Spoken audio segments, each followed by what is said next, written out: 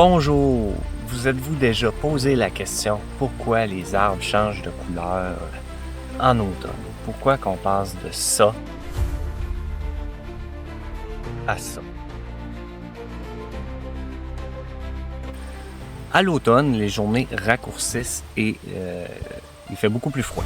Fait que l'arbre, recevant moins de lumière et de chaleur, il dit « 1 minute, la période de croissance est en train de se terminer.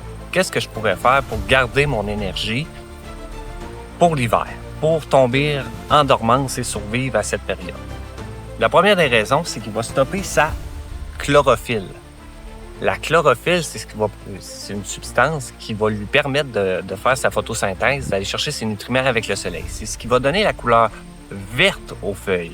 L'arbre, en stoppant sa chlorophylle, ça va lui permettre d'économiser beaucoup d'énergie pour aller chercher le restant des nutriments dans les feuilles. Parce que son but, avant de tomber en dormance, c'est d'aller chercher tous les nutriments qui lui restent pour passer l'hiver. De plus en plus, quand on va voir que la chlorophylle va être stoppée par l'arbre, on va voir apparaître des feuilles jaunes, oranges et même rouges.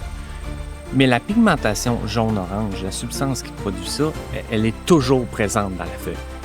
Elle est cachée cependant par la chlorophylle qui est beaucoup trop forte. C'est pour ça que les feuilles sont vertes. Si les arbres ne produiraient pas de chlorophylle pour faire de photosynthèse, tous les arbres seraient jaune-orange. Imaginez-vous, c'est quand même surprenant.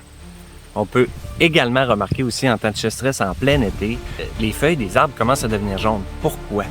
Eh bien, c'est pas compliqué. L'arbre, il va stopper carrément sa chlorophylle, va tomber en mode survie pour économiser de l'eau. Et il se dit, moi, ça va me prendre plus d'énergie que ça. Si je veux passer à travers cette sécheresse-là, c'est pas compliqué. J'arrête ma photosynthèse.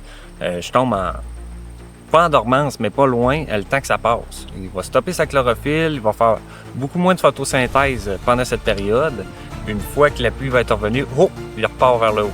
Il existe un troisième pigment. J'imagine que vous savez c'est lequel. C'est le rouge. Là, on voit cette feuille à passer tranquillement du orange-jaune au rouge.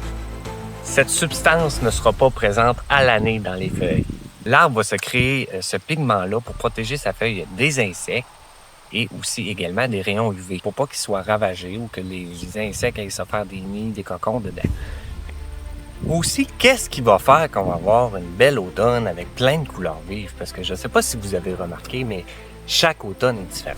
C'est pas compliqué, c'est lié au climat. Est-ce qu'on va avoir des journées pluvieuses? Est-ce qu'on va avoir des journées ensoleillées, des nuits fraîches, des nuits en dessous de zéro?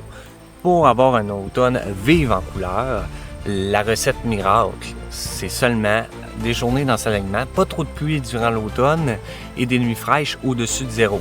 Les nuits fraîches vont ralentir le sucre qui va être extrait par l'arbre, qui va rester plus longtemps dans la feuille.